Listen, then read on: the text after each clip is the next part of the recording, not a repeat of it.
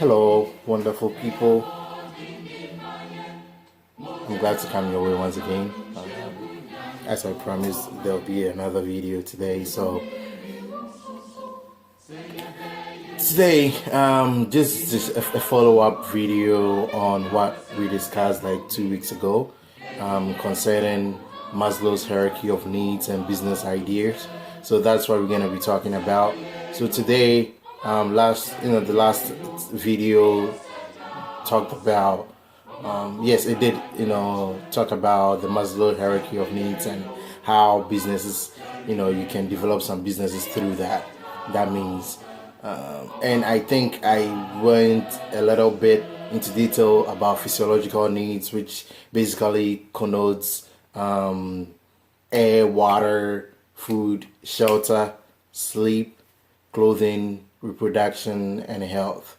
And some of the businesses that I talked about was I made mention of is restaurants, farming, real estate, boutique, phone sales, hospital, pharmacy, herbal medicine, building material sales, and renting and etc. Today, I want to go a little bit in detail into the physiological needs and some of the businesses that you can do, to satisfy those physiological needs. So the physiological needs, as I already stated, is air, water, food, shelter, clothing, and all that. But since I'm trying to motivate or encourage people who are starting up, who want to engage in some businesses, try to be entrepreneurs. So I'll be talking more about, people who are trying to start a business, people who don't have that huge capital to invest into these businesses. So I'll concentrate on farming, real estate, and maybe clothing. There are certain things that you don't have to have huge sums of money to invest in. You can just start small. I always say small beginnings are the best in everything. So basically, what I want to encourage someone who is watching me today is consider farming. When we say farming, you don't have to necessarily be engaged in the farming process.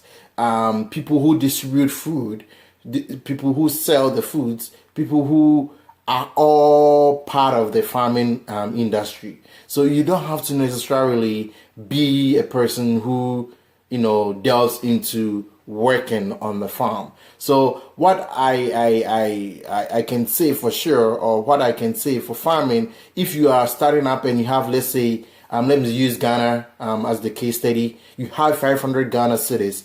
What I can tell you is that try to travel to the remote areas and where they produce food stuff and go to them. If it's maize, just tell them that yes, you can give them this amount of money. So when they harvest the maize, they can give you a portion of it to sell to people. So whilst you are waiting for the harvest to come, you can go into the markets and tell people that you can supply them maize when they harvest maize. When there's bumper harvest for maize, usually June, July, August, and then the late maize production is between September, October, November, and then you can sell them maybe December and then January. So you don't have to necessarily be a farmer in order to be considered farming. You can go into like I said, go to these places, use that little money you have, use it as a deposit, so that the farmers can use to produce the maize and other products that you want to engage with.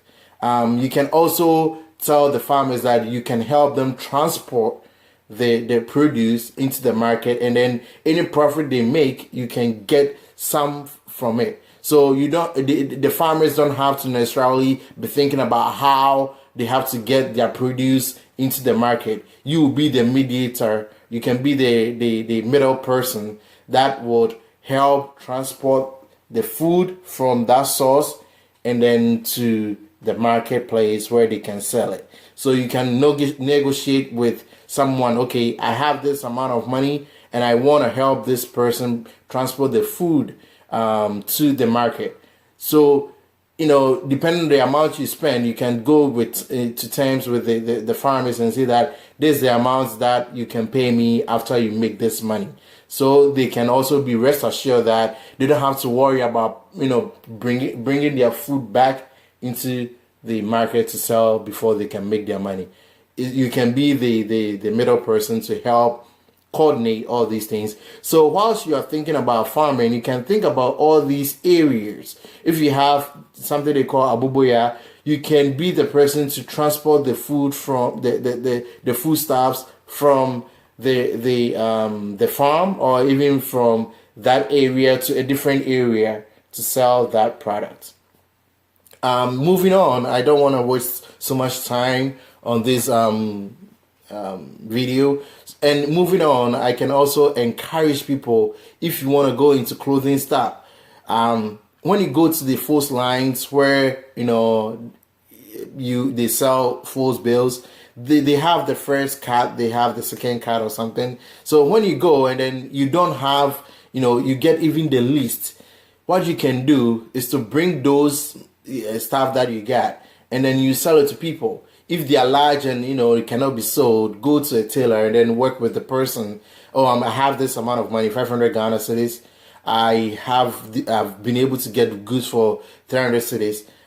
The 200 cedis, can you help me, trim these down so that I can sell it? When the tailor is able to do all that stuff for you, then you will take it to people and sell. You've started your boutique right there. You've started, selling your clothes right there. You've made that attempt to get the clothes first. Go to the tailor, let him trim it down. If it's not to the taste of people, then you trim it down, and then you go to people and you sell it. You package it, you iron it, and put in some perfume and let it smell good, so that when you present it to someone, they can also say, okay, you have a good product. You're branding of the product. So when you start going to people and selling to them, at a time you get money, and then gradually you can increase the amount that you got when you went to the first bill or something like that. So you can start gradually. That is how you start investing in clothing lines. And then I'm also gonna talk about real estate, but then not go so much into detail. Just an idea, right? Since you don't have that money, a lot of money to invest in the real estate, what I encourage people is that just start off. If you have some money, just buy a wheelbarrow, and then in the area where they've started building, they necessarily would not have all the building materials. So the wheelbarrow that you've bought, or the barrel that you have, they put water in it, you can just hire it to the people and tell them, okay, I have this wheelbarrow. If you want to use it at the end of the day, can you give me this amount? I have this barrel. If you want to put water in it, this is the amount that I can give you. Gradually, the money you make from it, you can buy more of the wheelbarrows. You can get into the shovels, the trowels that you can use. And then gradually, you will see that you'll be building that, capital, the capital to start, investing in the real estate. So when I say, so the businesses that I've talked about, it doesn't have to necessarily be the exact thing you're doing, but then it should surround those things. The thing, when we're building houses, real estate, it's all about building materials and other stuff. So every person who sells cement, who sells,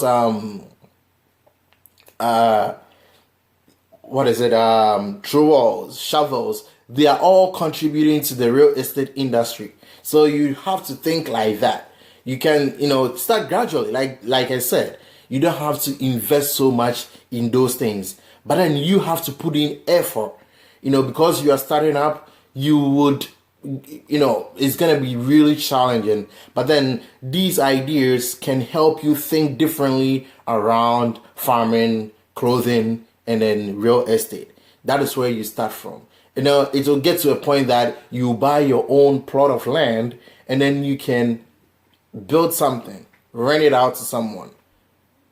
One thing you have to also recognize is that when you start, hiring the wheelbarrow or the barrels to people, you can go there, interact with them, learn about, buildings and all that, so that when you get into it, it will be easier. You understand the terms, you understand certain things that you want to do. So this video is short, but start thinking differently. I want people to start thinking differently. Like I always say, after coronavirus, I want you to start thinking differently, because that's how come, when there's another crisis, you can survive.